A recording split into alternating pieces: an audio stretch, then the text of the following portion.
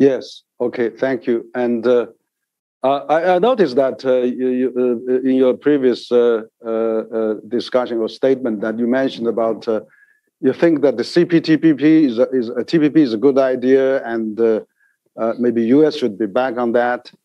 And actually, now we're having our WTO kind of a marginalized and paralyzed, if not use that word. And then we see the RCEP is being effected January 1st next year. CPTPP is one of the most advanced trade,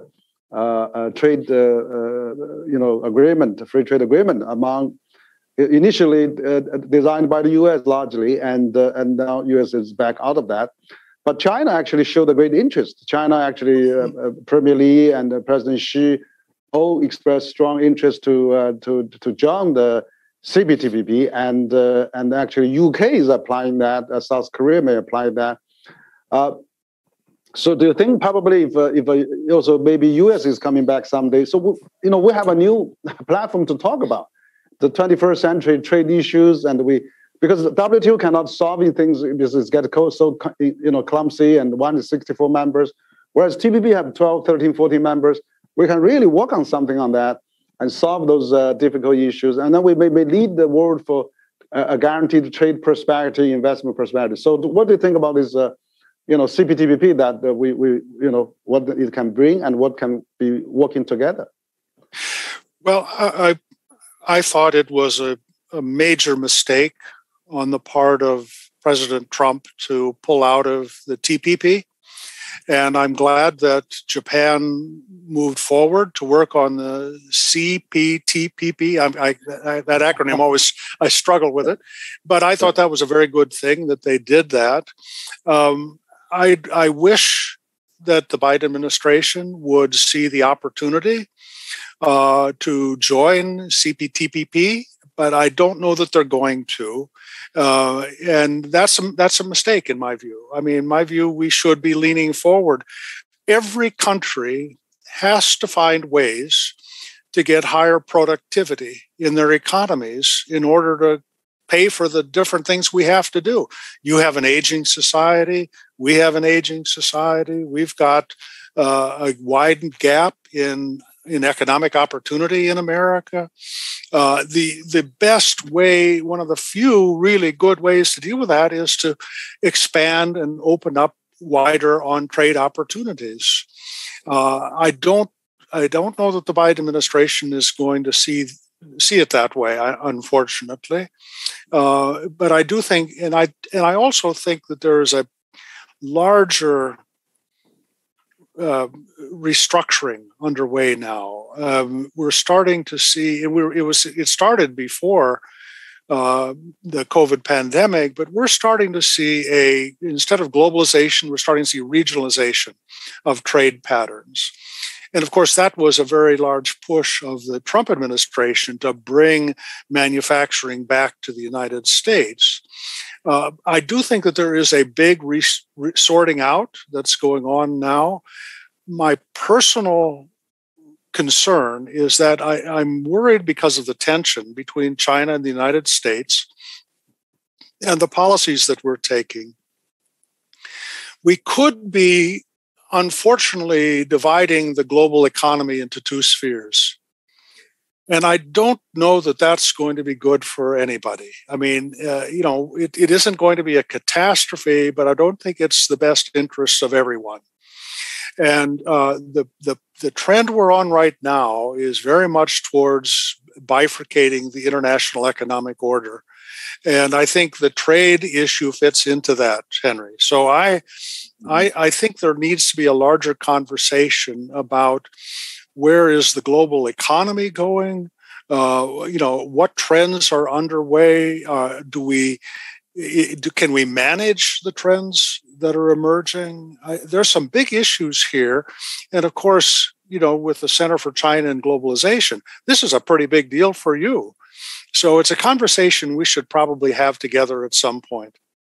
Yeah. Thank you, John. And so actually, that I'm very pleased to see that USTR Kathleen Tsai spoke at just CSIS just not too long ago, and she actually said recoupling, and it's, so right. I mean, I think that she's talking to Vice Premier Liu He and China counterpart, and I, trade is probably the biggest, connectivity between our two countries. And a U.S. company is still doing a lot of business in China, like a Universal Studio they just opened in Beijing. It's the largest in the world, and it's only opened a third of it. It's already the largest in the world. We have millions of people flooded there. I can't get a ticket to see the Universal Studio in Beijing. So the potential for U.S. business is enormous, and we can't see how we can. Tesla is doing fabulous here, and Boeing and Qualcomm and many other U.S. companies. So you're right. I mean, this business that we have a bipolar world, we have a two sphere of system that is going to be really destructive to the world. So I agree that we really need to work together. And so finally, we had about we already have about 10,000 people watch online. We have 100 people conference from all think tank community. We're going to have a lot of things going on this whole day. So John, you're really kind to be our first speaker. And since today is a think tank innovation conference. Summit. So we like to come back again on some think tank question, because like in the U.S. you have a revolving door, you have a nonpartisan stand, you have how this running a U.S. think tank. I know you moved to a new building a few years back. When I first went to CSI, it was actually on a very small office. Now you have a huge building now. So how do you think tank advice? How does the U.S. think tank and what can be shared with Chinese colleagues during our think tank today conference? Well, Henry, I would look. I can only speak about America. I don't know other countries well enough to really talk about their systems. But I know in America we're in a period where our two political parties are so busy just fighting each other over small matters that they don't have time to think about big ideas. So that's what think tanks are now doing. That's what we're now trying to do. We're trying to do strategic thinking for America. And I think that's a role that think tanks in general should be embracing. We have to develop ideas and test them out, explore them. How would they work? Where would they not work? I mean, we have to do all of that because right now our governments are struggling to find ways to work with each other. And I think it's very important. I think in my 21 years at CSIS, I feel like we're just starting to pick up our real program because I think the future we're going to need people like CSIS and other think tanks. We're going to have a much bigger role to play over the next 20 years. So, and I think that's probably the case around the world. I mean, governments struggle to deal with new ideas. New ideas come in, and usually big bureaucracies take old ideas and make them more complicated. They don't invent new ideas. So think tanks have to do that. And that's where we have to have good, constructive relations with our own government, but then also open conversations with friends in other countries. That's great. And so, John, I mean, I personally visited CSIS many times and participate quite a few activities, even one debate at one time.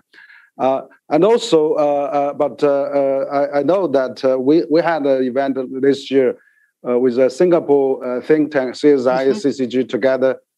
You spoke there as well. So what do you think about the track two? The 1.5 track that think tank dialogues, particularly U.S. and China, can bring the relationship into more understanding, into more better communication. As you said, the government probably too busy. We can provide a lot of ideas and in those dialogues. So what do you think about that? And particularly during this difficult time, and also plus the pandemic, we need more think tank dialogues like we have today. I absolutely agree. I think over the next 10 years, track 1.5, track 2 dialogues are going to be more important than any time in our history. It's hard for the governments to meet each other because the politicians are so busy throwing rocks at the other side. Okay, we can at least meet and talk to each other as professionals and as friends. That doesn't mean we're always going to agree, but it means we can have an honest conversation with each other. And I think it's very hard for that to happen now in government circles. So we have a very important mission, I think, over the next, 10 years, 15 years, 20 years. I mean, it's going to be more important than ever that we explore in conversations like we're having now.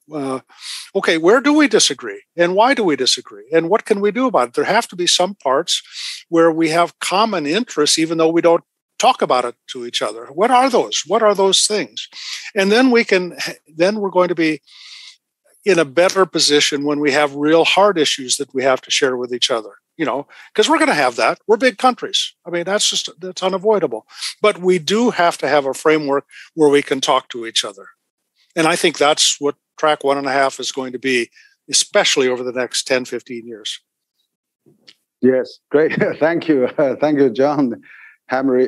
That's Dr. Hamre. Actually, you are really sharing a very valuable insights this morning and this evening. And, we talked quite a few things about how U.S.-China can collaborate. We talk about climate change, fighting pandemic, infrastructure, U.S. foreign policy, and also U.S. internal politics, and of course, China-U.S. cooperation, and the importance of think tank in a contemporary world as well. So really, it's a fascinating opening panel for opening section for our think tank conference today. So on behalf of Center for China Globalization, I want to thank you so much, Dr. John Hamre, President of CSIS, one of the most influential think tank in the U.S. So I appreciate your comment, your last word, and we say goodbye to you. Well, let me say again how much I admire what you've done, Dr. Wang, at the Center for China and Globalization. I'm very impressed by the scholars you have, the professionalism of your programs. I'm sorry these last 2 years we've not been able to meet, but we can do it this way. And as I said, I do feel we're in a period of time where we're going to have to be honest with each other about where we disagree, but we have to have a framework where we're talking to each other where we can understand each other. And I think you will play a crucial role in that, and I hope that we can continue to work together. Thank you so much, John, and thank you for your fabulous discussion. Thank you. I appreciate being invited. Thank you.